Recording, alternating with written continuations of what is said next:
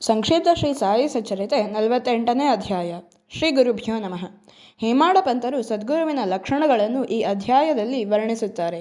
ಯಾರು ವೇದ, ಉಪನಿಷತ್ತು, ಶಾಸ್ತ್ರಗಳನ್ನು ಬೋಧಿಸುತ್ತಾರೆಯೋ, ಶಿಷ್ಯರಿಗೆ ಪ್ರತಿಫಲವಿಲ್ಲದ ಜ್ಞಾನದಾನ ನೀಡುತ್ತಾರೆಯೋ, ಐಹಿಕ ಭೋಗಗಳ ಬಗ್ಗೆ ಚಪಲತೆಯನ್ನು ದೂರ ಮಾಡುತ್ತಾರೆಯೋ ಅವರೇ ನಿಜವಾದ ಸದ್ಗುರುಗಳೆಂದು ನಾವು ಕರೆಯಬೇಕು.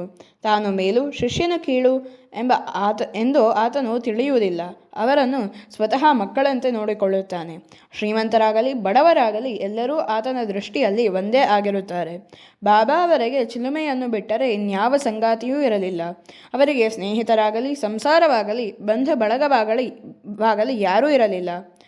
18ರ ಹರಿಯದಲ್ಲಿಯೇ ಅವರು ತಮ್ಮ ಮನಸ್ಸನ್ನು ಹತೋಟಿಯಲ್ಲಿರಿಸಿಕೊಂಡಿದ್ದರು. ಬಾಬಾ ಸಾಮಾನ್ಯರಲ್ಲಿ ಸಾಮಾನ್ಯರಂತೆ ವರ್ತಿಸಿದರು. ಭಕ್ತರು ತಮ್ಮ ವಿಶ್ವಾಸ ಭಕ್ತಿಗಳೆಂಬ ಹಣತೆಗಳನ್ನು ಪ್ರಜ್ವಲಿಸಿ ಪ್ರೀತಿ ಎಂಬ ಭಕ್ತಿಯಿಂದ ಅದನ್ನು ಉರಿಸಬೇಕು. ಆದುದರಿಂದ ಸದ್ಗುರುವಿನೊಡನೆ ತಮ್ಮ ಮನಸ್ಸನ್ನು ಏಕಾಗ್ರತೆಗೊಳಿಸಿ ಪರಿಶುದ್ಧವಾದ ಮನಸ್ಸಿನಿಂದ ಸಾಗಿ ಅವರ ಪಾದ ಸೇವನೆ ಮಾಡಬೇಕು. ಅಕ್ಕಲಕೋಟೆಯ ಸಪಟಣೇಕರ್ ಅವರು ಕಾನೂನು ವ್ಯಾಸಂಗ ಮಾಡುತ್ತಿದ್ದರು.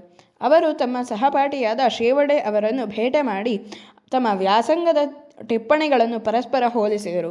ಶೇವಡೆ, ನಾನು ಇನ್ನೂ ಏನೂ ತಯಾರಾಗಲಿಲ್ಲ, ಆದರೆ ನನ್ನ ಸಾಯಿಬಾಬಾ ನನ್ನನ್ನು ಪಾಸು ಮಾಡುತ್ತಾರೆ ಎಂದು ದೃಢತೆಯಿಂದ ಹೇಳಿದರು ಎಂಬಲ್ಲಿಗೆ ಶ್ರೀ ಸಾಯಿ ಸಚ್ಚರಿತೆಯ 48ನೇ ಅಧ್ಯಾಯವು ಸಂಪೂರ್ಣವಾಯಿತು. ಶ್ರೀ ಸಾಯಿ